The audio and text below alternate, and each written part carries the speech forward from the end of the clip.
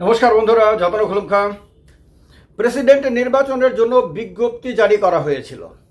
Nomination submission হবে, scrutiny হবে, তারপর ইলেকশন হয়ে যাবে, ইলেকশনের ডিক্লারেশন হবে। যদি ঐকমত্যভাবে যদি সব কিছু ঠিকঠাক হয় তাহলে সব কিছু 29 নভেম্বরের মধ্যে হয়ে যাওয়ার কথা। কিন্তু কিছুক্ষণ পরেই আরেকটা নোটিশ আপনার সোশ্যাল মিডিয়াতে ভাইরাল হয়। সেই নোটিশটাতে বলা হয় যে আগের বিজ্ঞপ্তিটা যেটা দেওয়া হয়েছিল ইলেকশন সংক্রান্ত, সেটা উইথহোল্ড করা হয়েছে। তার মানে প্রক্রিয়া আপাতত বাতিল।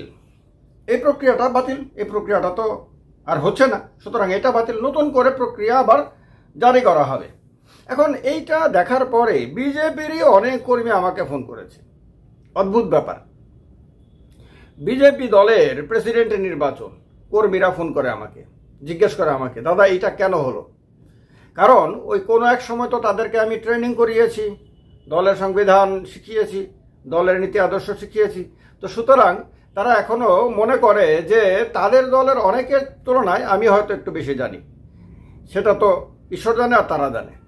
যাই হোক, তারা আমাকে জিজ্ঞেস করেছে। তো আমি বারবার একজন করে প্রশ্নের উত্তর দেওয়ার পরিবর্তে আসল উত্তরটা বরং ভাবলাম একটা ভিডিওর মাধ্যমে দিয়ে দিই, তাহলে সারা ত্রিপুরার মানুষ যার মধ্যেই কৌতূহল আছে আসল কারণটা জানার, যে কেন এই রকম অবস্থা হলো।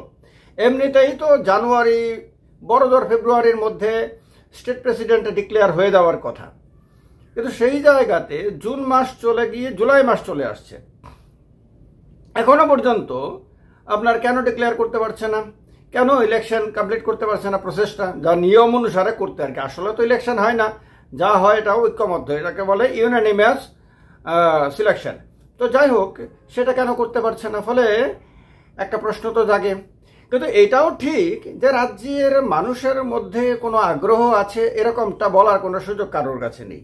কোনো মানুষের, সাধারণ মানুষের কোনো জিজ্ঞাসা নাই এই ব্যাপারে, কারুর জিজ্ঞাসা। তো এই কারুর জিজ্ঞাসাকে দূর করার জন্য এই ভিডিওটা। তার কারণে ভিডিওটা সবটা না টেনে ভালো করে শুনবেন, তাহলে স্পষ্ট হয়ে যাবে আপনাদের। আমি আপনাদের যদি মনে থাকে, আমার প্রসেনজিৎ চক্রবর্তী নামে যে ইউটিউব চ্যানেলটি আছে, সেই চ্যানেলে লোকসভা নির্বাচন যখন চলছিল তখন বলেছি, একাধিকবার বলেছি, যে নির্বাচনের পরে এনডিএর সরকার গঠিত হওয়ার সম্ভাবনা প্রবল, বিজেপির সরকার হবে না। অর্থাৎ এককভাবে কোনো দল সংখ্যাগরিষ্ঠতা পাবে না, কেন্দ্রে জোটের সরকার হবে। তবে ইন্ডিয়া জোটের সরকার হবে এটা আমার মনে হয়নি। আমি বলেছি বারবার, এনডিএ সরকার হওয়ার সম্ভাবনা প্রবল। যদি বিজেপি সংখ্যাগরিষ্ঠতা হারায়, যেটা হারাবে বলে আমার মনে হয়েছে এবং বলেছি বারবার, তাহলে বিজেপির ভেতরে উপদলীয় কোন্দল বা গোষ্ঠীবাজি ব্যাপক আকার ধারণ করবে, এটা আমি বারবার বলেছি। কেন্দ্রীয় নেতারা হিমশিম খাবেন এক একটা সিদ্ধান্ত তাদের বিভিন্ন রাজ্যের ইউনিটের ওপরে চাপিয়ে দিতে, হিমশিম খাবে তারা। এই কথাগুলো আমি বারবার বলেছি। যারা শুনেছেন তারা একটু স্মৃতিকে নাড়া দিলেই আপনারা বুঝতে পারবেন।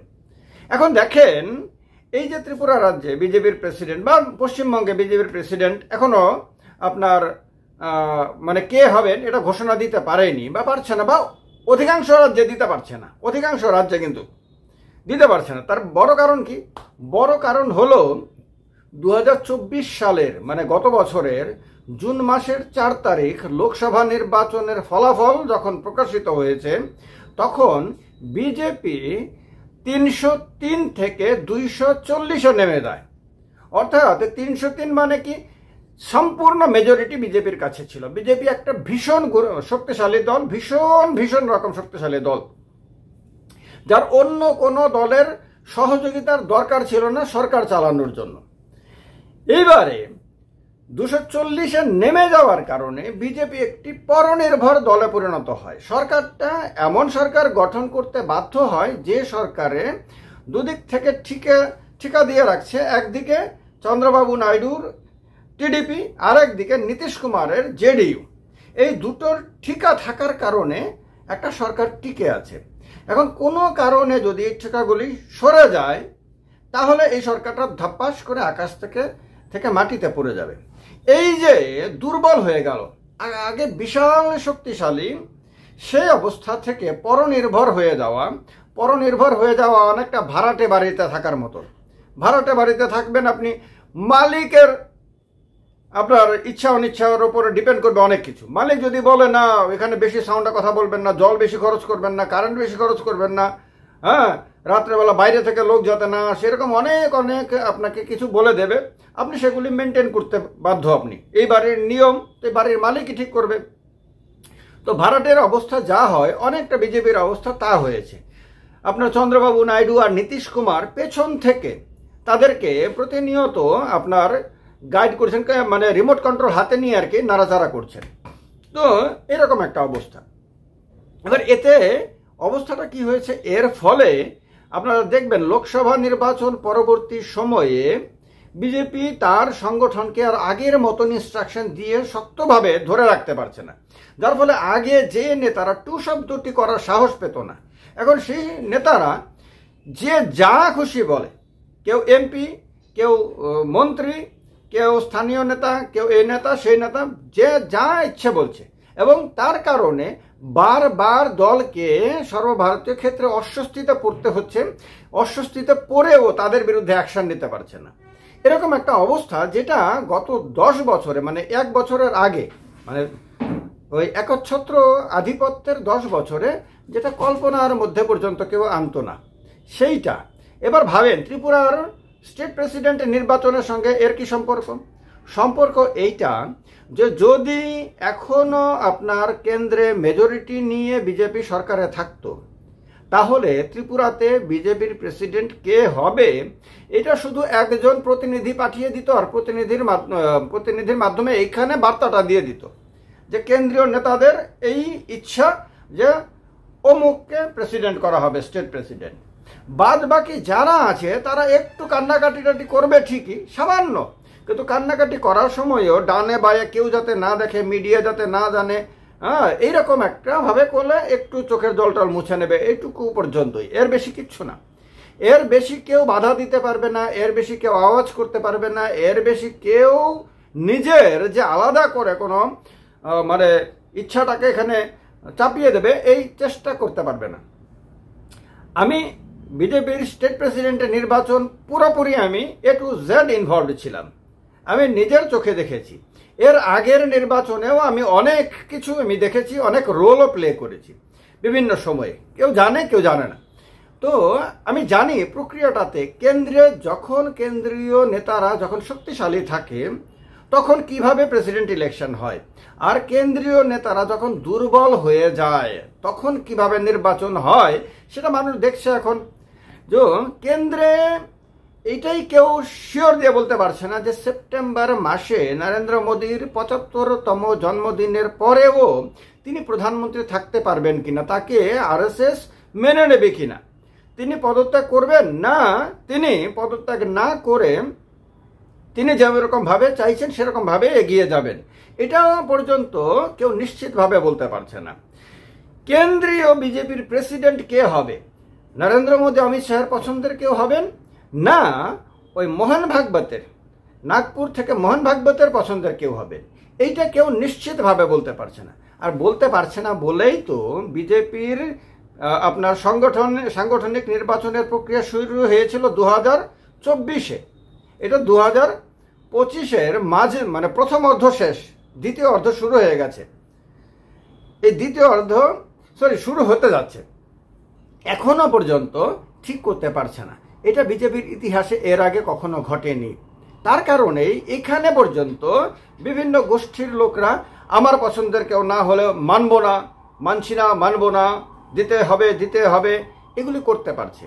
এইটা এই 24-এর জুন মাসের 4 তারিখের সকাল পর্যন্ত এটা কেউ কল্পনাতে পর্যন্ত আনতে পারতো না যে কেন্দ্রীয় নেতারা একটা জিনিস চাইছেন আর রাজ্যের যারা আছেন তারা ভিন্ন জিনিস, ভিন্ন কথা বলছেন, ভিন্ন লাইনে ভিন্ন সুরে কথা বলছেন, এটা কেউ কল্পনা পর্যন্ত করতে পারতো না। তো এই কথাগুলো আমি আগে বলে দিয়েছিলাম এই কারণে যে আমি রাজনীতিটাকে গভীরভাবে শুধুমাত্র যে প্র্যাকটিক্যালি গ্রাউন্ডে দেখেছি তা না, আমি থিওরিটিক্যালিও দেখেছি। থিওরিটি আর প্র্যাকটিক্যাল দুটো জিনিস যদি কেউ একসাথে যদি দেখার সুযোগ পায় তাহলে তার কাছে ছবিটা অনেক বেশি স্পষ্ট হয়। তো তার কারণে আমি জানি অতীতেও অন্যান্য দলের কথা আমি বলেছি, অন্যান্য দলগুলোতে এরকম হয়েছে যে একটা সময়ে প্রচণ্ড শক্তিশালী ছিল দল, যখন শক্তিশালী ছিল তখন একরকম ছিল, যখন দুর্বল হয়েছে তখন আরেক রকম হয়েছে। বিজেপির ক্ষেত্রে কি হয়েছে, 2014 থেকে 24 পর্যন্ত বিজেপি এতটা শক্তিশালী হিসেবে নিজেকে তুলে ধরেছে, এতটা ক্ষমতা কেন্দ্রিক হিসেবে নিজেকে তুলে ধরেছে, যেটা খুব স্বাভাবিক, এটা সায়েন্স, এটা প্রকৃতির নিয়ম যে আপনি ওপরে উঠতে থাকবেন একটা এক্সট্রিম, তারপরে আপনাকে আর ওপরে ওঠা যাবে না, আপনাকে তখন নিচে নামতে হবে।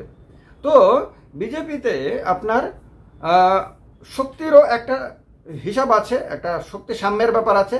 তো ওই হিসাবের বাইরে গিয়ে বিজেপি শক্তিটা ভোগ করেছিল, যার কারণে এটা পরিষ্কারভাবে বোঝা গেছিল যে পার্টি যদি ক্ষমতায় যদি একক সংখ্যাগরিষ্ঠ যদি না হয়, তাহলে পার্টির তার যে নিচু স্তরের আপনার নেতাকর্মীরা তারা অনেক বেশি শক্তিশালী হতে থাকবে। এর আগে তারা শক্তিশালী ছিল না, কিন্তু এখন কিন্তু বিজেপির কর্মীরা অনেক শক্তিশালী, এটা মাথায় রাখতে হবে। বিজেপির কিন্তু রাজ্য স্তরের নেতাকর্মীরা এখন অনেক শক্তিশালী। কেন? কেন্দ্র দুর্বল। কেন্দ্র দুর্বল মানেই তার নিচের ইউনিটগুলো শক্তিশালী হবে, আর নিচের ইউনিটগুলো তখন দুর্বল হবে যখন কেন্দ্র মারাত্মকভাবে শক্তিশালী। যখন কেন্দ্রের কথা একটু অমান্য করলেই কেন্দ্র যাকে খুশি তাকে তারপর থেকে সরিয়ে দিতে পারে, যাকে খুশি তাকে সংগঠন থেকে বের করে দিতে পারে। বের করে দিলে তার মানে কি ক্ষতি হবে, আর এরকম একটা তুচ্ছতাচ্ছিল্য ভাব থাকে। কিন্তু যখন তার নিজের অস্তিত্বই যখন সংকটের মধ্যে থাকে, চন্দ্রবাবু নাইডু আর নীতিশ কুমারের হাতে তার নিজের অস্তিত্বই যখন বন্দী থাকে, তখন সে অন্যের ওপরে কিভাবে প্রেশার দেবে? তাকে তো আগে প্রথম নিজের যে আপনার রাজনৈতিক অস্তিত্বটা সেটাকে তো আগে রক্ষা করতে হবে। তো ভারতে কেন্দ্রীয় সরকারকে আপনার এটা মাথায় রাখতে হচ্ছে যে এটা এনডিএর সরকার, এটা বিজেপির সরকার না, এটা এনডিএর সরকার। আর এনডিএর সরকার মানে অন্য দলগুলোর উপরে নির্ভরশীল সরকার। আর অন্য দলগুলি যেহেতু তারা হ্যাবিচুয়ালি বিজেপির সঙ্গে মতাদর্শগত সম্পর্ক রাখে না, তারা রাজনৈতিক কারণে শুধুমাত্র একত্রিত হয়েছে। তো রাজনৈতিক কারণেই তারা যে কোনো সময় আবার আলাদা হয়ে যেতে পারে। অতীতে এরকম ঘটনা দেখা গেছে, বর্তমান ভবিষ্যতেও যে কোনো সময় দেখা যেতে পারে। তো এই কারণে এই টেনশনটা যখন নিজেদের মধ্যেই যখন আছে, তখন তারা স্টেট ইউনিটগুলোর ক্ষেত্রে কিভাবে সেই চাপ প্রয়োগ করবে, কিভাবে সেই শক্তি দেখাবে, এটাই হলো আসল কারণ। এর কারণেই আপনার কেউ বলে আধ ঘন্টা 1 ঘন্টার মধ্যে ওই নোটিফিকেশন চেঞ্জ করতে হয়েছে।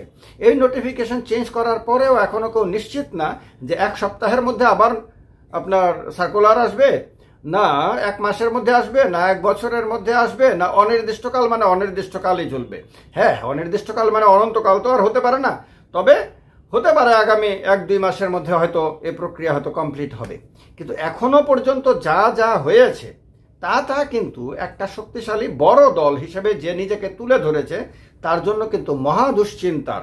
কারণ এইটাতে বিরোধী দলগুলোর তেমন কোনো লাভের ব্যাপার না। বিরোধী দলগুলো মানুষের কাছে গিয়ে কি বা বলবে এখানে, কিন্তু সাধারণ মানুষের কাছে যে বার্তাটা যায়, সাধারণ মানুষের যে ধারণা ছিল যে এই দলটা মারাত্মক শক্তিশালী, এই দলটা যা চাইবে দিল্লির নেতারা তাই করতে পারবে, এই দলটা মানে অন্য সমস্ত দল থেকে ভিন্ন, একেবারে সব পাই টু পাই হিসাব করে করে, এই যে ধারণাগুলো, এই ধারণাগুলো কিন্তু আর অক্ষত থাকলো না।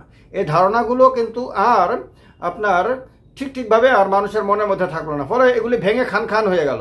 মানুষ এখন বুঝতে শুরু করলো যে না, এই দলটাও কংগ্রেসের মতনই অনেকটা, কংগ্রেসে যেরকম দেখা যায় যে গোষ্ঠীবাজি, গোষ্ঠীতন্ত্র, এবং গোষ্ঠীতন্ত্রের কারণে আপনাদের 1993 সালের বিধানসভা নির্বাচনের কথা যাদের মনে আছে, ত্রিপুরা বিধানসভা নির্বাচনের কথা, তারা জানেন যে আলাদা আলাদা কেন্দ্রে কংগ্রেসের এই ক্যান্ডিডেট আলাদা আলাদা সিম্বল নিয়ে, অর্থাৎ কংগ্রেসের সিম্বল বিভ্রাট পর্যন্ত হয়ে গেছিল 1993 সালে। তো আজকে মানুষ মনে করছে যে না, বিজেপি আর কংগ্রেসের মধ্যে যে বিরাট কোনো পার্থক্য আছে বলে মনে করা হয়েছিল, সেই পার্থক্যটা এটা ভুল ধারণা, এটা পার্থক্যটা আর সেও নেই। এই যে মানুষের মনের মধ্যে যে ইমপ্রেশন, আমি দেখেছি অসংখ্য মানুষ নানান ধরনের কমেন্ট করছে সোশ্যাল মিডিয়াতে, নানান ধরনের। আপনারা নিশ্চয়ই সবাই খুঁটে দেখেন, কারণ মানুষের কমেন্টগুলিও পড়া খুব দরকার। কারণ সাধারণ মানুষ কি মনে করছেন এটা জানা বোঝা, এর ফলে সোশ্যাল সাইকোলজি, এ কারণে পাবলিক সাইকোলজি এর ফলে বোঝা যায়। তো এগুলি পড়লে পরে বুঝতে পারবেন যে সাধারণ মানুষের মনের মধ্যে কীরকম নেগেটিভ ইমপ্রেশন হয়েছে। আমি অনেক বিজেপি কর্মীকে দেখেছি সোশ্যাল মিডিয়াতে পোস্ট দিয়ে এটাকে বলছে যে লজ্জাজনক, এতে বিরোধীরা সহজ মানে সুযোগ পাবে, এতে মানুষের কাছে ছবিটা খারাপ হচ্ছে ইত্যাদি ইত্যাদি কথা। অর্থাৎ তারাও বুঝতে পারছে। তো এত নেগেটিভ অবস্থা হয়েছে এই কারণে যে ওই 24 জুন লোকসভা নির্বাচনের ফলাফল ঘোষণার পরে 303 থেকে 240-এ নেমে যায় বিজেপি, দুর্বল হয়ে যায় বিজেপি। এখন শুধু ভাষণে শক্তিশালী, আর যেখানে যেখানে ক্ষমতায় আছে সেখানে ওই মাঝে মাঝে যখন কোথাও দেখানো হয় আপনার ক্ষমতা, ওইটাতেই ক্ষমতা। আসল কিন্তু পলিটিক্যালি কিন্তু আর আগের মতন শক্তিশালী বিজেপি নাই। আর নাই বলেই ত্রিপুরাতে কবে স্টেট প্রেসিডেন্ট ইলেকশন হবে এটা এখনো পর্যন্ত জুন মাসের শেষে এসেও অনিশ্চিত। এই অনিশ্চয়তা তখনই কাটবে যখন কেন্দ্রীয় নেতারা দৃঢ়তার সঙ্গে, সাহসের সঙ্গে নিজেদের শক্তি দেখিয়ে সিদ্ধান্ত নিতে পারবেন। পারবেন কি মনে হয় আপনাদের? মনে হলে জানাবেন কমেন্ট বক্সে কমেন্ট করে। ত্রিপুরা পলিটিক্যাল শো চ্যানেলটাতে আমি সেই ধরনের আলোচনাগুলো করি যে ধরনের আলোচনাগুলো অন্য কোনো চ্যানেলে হয় না। তার কারণে চ্যানেলটাকে যদি সাবস্ক্রাইব না করে থাকেন তাহলে করে নেবেন। ভিডিওটা ভালো লাগলে একটা লাইক অবশ্যই করবেন, শেয়ার অবশ্যই করে দেবেন। যতন খোলঙ্খা, সবাইকে নমস্কার।